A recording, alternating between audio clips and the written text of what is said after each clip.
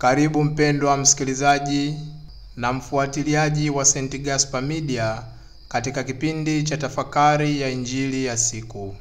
Leo Alhamisi, juma la 6, kipindi cha Pasaka, mwaka C wa Kanisa. Masomo ya leo, somo la kwanza linatoka katika kitabu cha Matendo ya Mitume, sura ya 18, aya ya kwanza hadi ya 8. Na somo la Injili linatoka katika Injili ilivyoandikwa na Yohane, sura ya 16, aya ya 16 hadi ya 20. Karibu tusikilize Injili.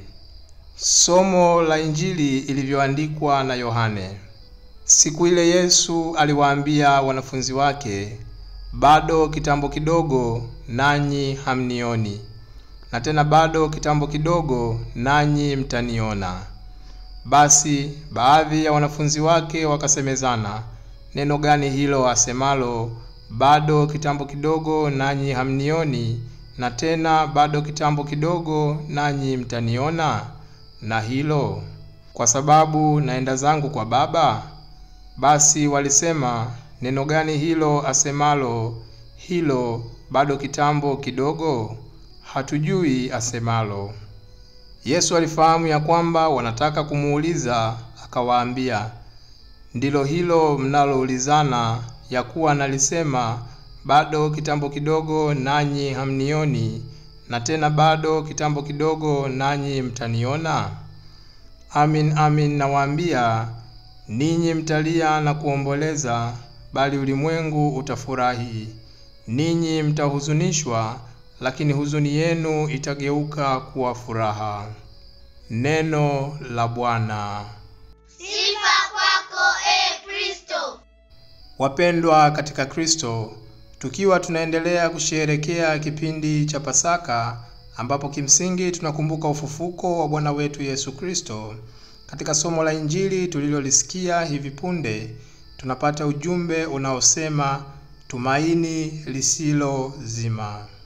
Tumaini lisilozima, ama kwa hakika ni maneno yenye kuleta furaha kwetu sisi waamini, lakini kwa wakati ule kwa wanafunzi wa Yesu Kristo ilikuwa ni vigumu sana kuyaelewa maneno ya sehemu hii ya Injili tuliyoisikia. Pengine tujiulize, ni kwa nini ilikuwa vigumu kuyaelewa maneno ya Kristo? Tukumbuke kwamba wakati Yesu anawaambia wanafunzi wake maneno haya, walikuwa katika karamu ya mwisho, katika chumba cha juu, na yapo mambo mengi ambayo aliwaambia mitume wake, ikiwemo kuwaasa waishi amri kuu ya mapendo, kuwekwa kwa sakramenti ya Ekaristi takatifu na daraja takatifu. Halikadhalika kuwaombea wawe na umoja kama yeye na Baba walivyo na umoja, pamoja na ujio wa Roho Mtakatifu. Lakini zaidi sana aliwaeleza juu ya mateso, kifo na ufufuko wake. Ndiyo maana mitume wake walishindwa kumuelewa kwa wakati ule. Hivyo basi, kupitia sehemu hii ya Injili ya leo, msisitizo ni juu ya huzuni watakayopata wakati Kristo anapitia hayo mateso na kufa. Lakini watafurahi zaidi kwa sababu katika siku ya 3 atafufuka katika wafu, na atakuwa ameyashinda mauti, na wala hatakufa tena milele. Lakini basi, kazi ipo kwetu sisi waamini wa leo. Je, ni kwa jinsi gani tunaweza nasi kuwa na tumaini lisilozima kwa Kristo? Njia pekee, ndugu zanguni, ni kukubali mateso na kifo, ndipo tutapata uzima kama alivyofanya Bwana wetu Yesu Kristo. Basi tujaribu kutafakari juu ya mambo matatu: mateso, kifo na uzima wa milele. Mateso. Ndugu zangu katika Kristo, maneno ya Kristo kwa mitume wake kwamba bado kitambo kidogo hamtaniona na tena kitambo kidogo mtaniona, hakika yaliwachanganya sana mitume wake na hawakumuelewa anamaanisha nini. Lakini Kristo alimaanisha juu ya huzuni watakayoipata wakati anateswa na kufa, huku watu wengine wakiwa wanashangilia. Lakini haikumaanisha kwamba ndiyo utakuwa mwisho wa maisha ya Kristo, kwani ipo furaha watakayoipata baada ya dhiki. Kumbe hili ni fundisho kubwa sana kwetu sisi waamini. Licha ya mateso tunayoyapata kama Wakristo katika maisha yetu, tunaalikwa kuwa na matumaini, kwani nyakati za furaha zaja baada ya kuyavumilia mateso. Wengi wetu tumekumbwa na mateso mengi katika maisha, ikiwemo kukosa kazi, kuwa na kipato duni, magonjwa, maswaibu mbalimbali katika familia, changamoto za ndoa, unyanyasaji wa kijinsia na ukatili wa aina mbalimbali. Pamoja na hayo na mengine yote, ni mateso ambayo kiukweli tukiyafikiria katika hali ya kibinadamu yanatuumiza na kuiumiza jamii yote kwa ujumla. Yanatufanya tukate tamaa, yameifanya mioyo yetu iwe na huzuni kuu, na pengine tunaweza kudhani tumaini halipo tena. Ndugu zangu katika Kristo, leo Bwana wetu Yesu Kristo anatualika mimi na wewe kuwa na tumaini jipya. Tukumbuke maneno yake.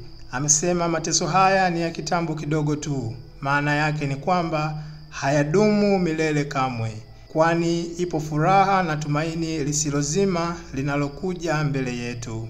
Daima tusikate tamaa.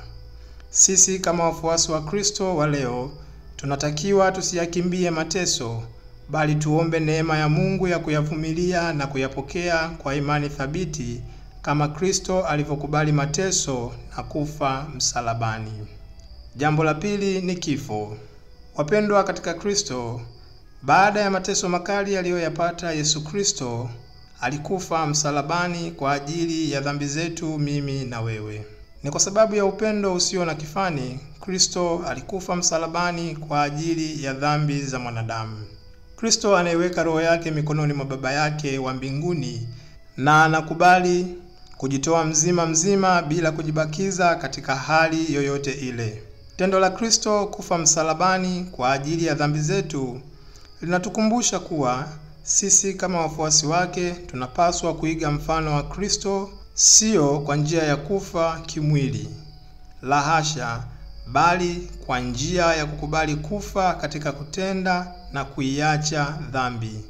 Tunaalikwa tuache matendo maovu yanayotufanya tukose neema ya Mungu, kwani zipo dhambi nyingi katika maisha yetu ambazo zinatufanya tuwe watumwa, pengine zinatuumiza na kutuweka mbali na uso wa Mungu, hata wakati mwingine kujitenga na jamii inayotuzunguka.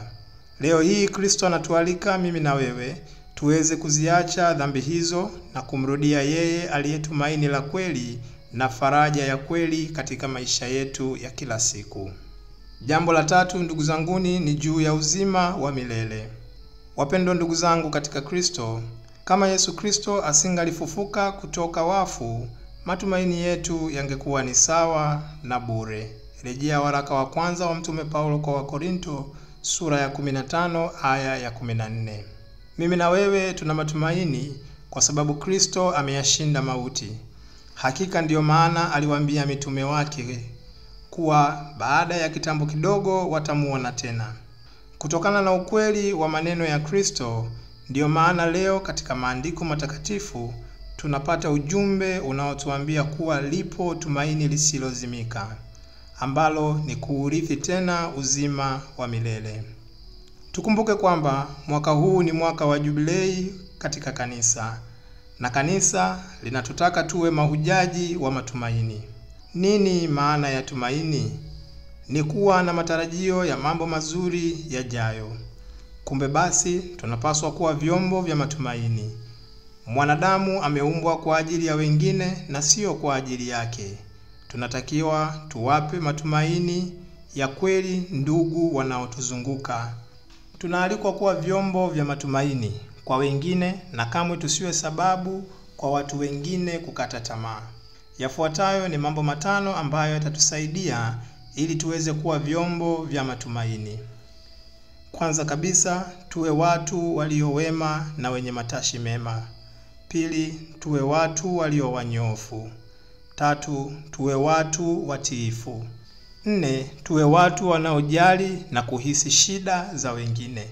Na 5, tuwe watu wanaoleta furaha. Ninakushukuru kwa kutafakari pamoja nami injili ya leo. Niliyekuletea tafakari hii ni mimi Fratelli Ken Mfungahema wa shirika la wamisionari wa damu takatifu ya Yesu kutoka seminari kuu ya Mtakatifu Gaspari del Bufalo, Kola, Morogoro. Itukuzwe damu ya Kristo!